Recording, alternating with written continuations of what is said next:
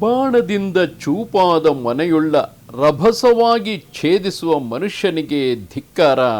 ಯಾವ ಜನಪದವನ್ನು ಸ್ತ್ರೀಯರು ಆಳುತ್ತಾರೋ ಆ ಜನಪದಕ್ಕೆ ಧಿಕ್ಕಾರ. ಯಾವ ಪ್ರಾಣಿಗಳು ಹೆಣ್ಣಿಗೆ ವಶವಾಗುತ್ತವೆಯೋ ಆ ಪ್ರಾಣಿಗಳಿಗೆ ಧಿಕ್ಕಾರ. ಈ ಗಾಥೆಯನ್ನು ಬುದ್ಧ ಚೇತವನದಲ್ಲಿ ವಿಹಾರ ಮಾಡುತ್ತಿರುವಾಗ ಹಿಂದಿನ ಜನ್ಮದ ಹೆಂಡತಿಯ ಲೋಭದ ವಿಷಯವಾಗಿ ಹೇಳುತ್ತಾನೆ. ಭಿಕ್ಷು ಹಿಂದಿನ ಜನ್ಮದಲ್ಲಿ ಕೂಡ ಬುದ್ಧನು ಹೇಳುತ್ತಿರುವುದು, ಭಿಕ್ಷುವೆ, ಹಿಂದಿನ ಜನ್ಮದಲ್ಲಿ ಕೂಡ ನೀನು ಈ ಸ್ತ್ರೀ ಜಾತಿಯ ಕಾರಣದಿಂದ ಪ್ರಾಣ ಕಳೆದುಕೊಂಡು ಜ್ವಾಲೆ ಇಲ್ಲದ ಕೆಂಡದ ಮೇಲೆ ಬೇಯಿಸಲ್ಪಟ್ಟಿದ್ದೆ ಎಂದು ಬುದ್ಧರು ಹೇಳಿದಾಗ ಭಿಕ್ಷುಗಳು ಆ ವಿಷಯವನ್ನು ತಿಳಿಯಪಡಿಸುವಂತೆ ಪ್ರಾರ್ಥಿಸಿಕೊಳ್ಳುತ್ತಾರೆ. ಆಗ ಭಗವಾನ್ ಬುದ್ಧರು ಹಿಂದಿನ ಜನ್ಮದ ರಹಸ್ಯ ಕಥೆಯನ್ನು ಹೇಳುತ್ತಾರೆ. ಇನ್ನು ಮುಂದೆ ಭಿಕ್ಷುಗಳು ಪ್ರಾರ್ಥಿಸುವುದು ಹಾಗೂ ಪೂರ್ವಜನ್ಮದ ರಹಸ್ಯ ವಿಷಯ ಇವುಗಳನ್ನು ಹೇಳದೆ ಕೇವಲ ಅತೀತ ಕಥೆಯನ್ನು ಹೇಳಿದರು. ಇಷ್ಟನ್ನು ಮಾತ್ರ ಹೇಳುವೆವು. ಕೇವಲ ಇಷ್ಟನ್ನೇ ಹೇಳಿದರು ಪ್ರಾರ್ಥನೆ ಮಾಡುವುದು ಹಾಗೂ ಮೋಡದ ಗರ್ಭದಿಂದ ಚಂದ್ರೋದಯವಾಗುವಂತೆ ಪೂರ್ವಜನ್ಮದ ಕಥೆ ಪ್ರಕಟವಾಗುವುದು, ಇವೆಲ್ಲವನ್ನು ಹಿಂದೆ ಹೇಳಿದ ರೀತಿಯಲ್ಲಿಯೇ ಕೂಡಿಸಿ ತಿಳಿಯಬೇಕು. ಹಿಂದೆ ಮಗಧ ರಾಜ್ಯದ ರಾಜಗಹ ನಗರದಲ್ಲಿ ಮಗಧ ರಾಜ ರಾಜ್ಯಭಾರ ಮಾಡುತ್ತಿದ್ದ. ಮಗಧ ನಿವಾಸಿಗಳಿಗೆ ಹೊಲಗಳಲ್ಲಿ ಬೆಳೆಯಿಟ್ಟ ಕಾಲಕ್ಕೆ ಜಿಂಕೆಗಳಿಂದ ತುಂಬ ಹಾನಿಯುಂಟಾಗುತ್ತಿತ್ತು. ಆ ಜಿಂಕೆಗಳು ಕಾಡಿನ ಪರ್ವತಗಳ ಮೇಲಕ್ಕೆ ಹೋಗುತ್ತಿದ್ದವು. ಹೀಗಿರಲು ಪರ್ವತ ನಿವಾಸಿ ವನ್ಯಮೃಗವೊಂದು ಗ್ರಾಮವಾಸಿಯಾದ ಹೆಣ್ಣು ಜಿಂಕೆಯೊಂದಿಗೆ ಅನುರಕ್ತವಾಯಿತು. ಆ ಜಿಂಕೆಗಳು ಪರ್ವತದಿಂದ ಹಳ್ಳಿಯ ಕಡೆಗೆ ಇಳಿದು ಬರುತ್ತಿರುವಾಗ ಆ ಹೆಣ್ಣು ಜಿಂಕೆಯಲ್ಲಿ ಆಸಕ್ತನಾಗಿ ಆ ಜಿಂಕೆಗಳ ಜೊತೆಯಲ್ಲಿ ಕೆಳಕ್ಕೆ ಇಳಿದು ಬಂದಿತು.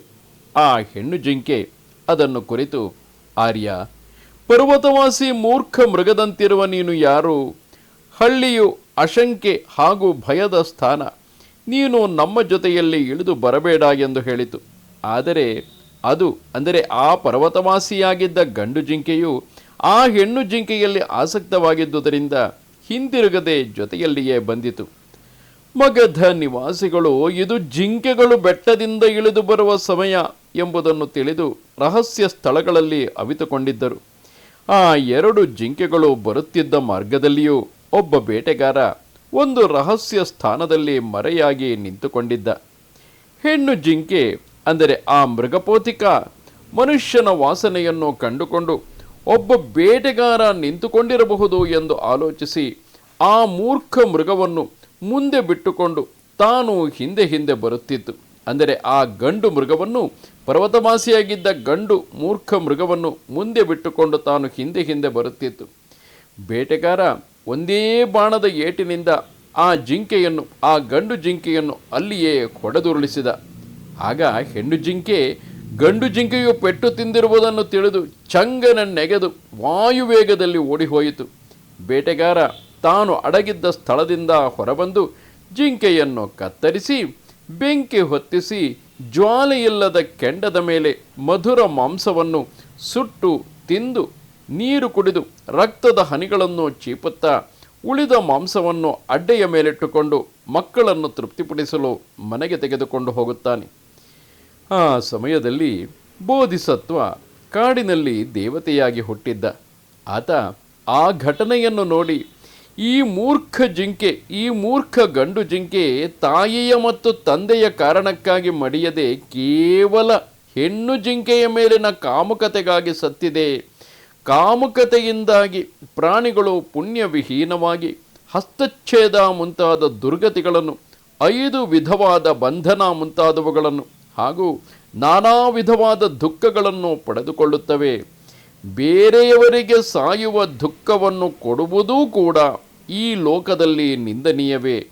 ಯಾವ ದೇಶದಲ್ಲಿ ಹೆಣ್ಣು ನ್ಯಾಯಾಧೀಶಳಾಗಿರುತ್ತಾಳೆ, ಅನುಶಾಸನ ಮಾಡುತ್ತಾಳೆ, ಆ ಹೆಣ್ಣಿನ ಅಧೀನದಲ್ಲಿರುವ ದೇಶವೂ ಸಹ ನಿಂದನೀಯವೇ. ಈ ರೀತಿ ಮೇಲಿನ ಗಾಥೆಯಿಂದ, ಅಂದರೆ ಬಾಣದಿಂದ ಚೂಪಾದ ಮೊನೆಯುಳ್ಳ ರಭಸವಾಗಿ ಭೇದಿಸುವ ಮನುಷ್ಯನಿಗೆ ಧಿಕ್ಕಾರವಿರಲಿ, ಯಾವ ಜನಪದವನ್ನು ಸ್ತ್ರೀಯರು ಆಳುತ್ತಾರೋ ಆ ಜನಪದಕ್ಕೂ ಧಿಕ್ಕಾರ. ಯಾವ ಪ್ರಾಣಿಗಳು ಹೆಣ್ಣಿಗೆ ವಶವಾಗುತ್ತವೆಯೋ ಆ ಪ್ರಾಣಿಗಳಿಗೂ ಧಿಕ್ಕಾರ.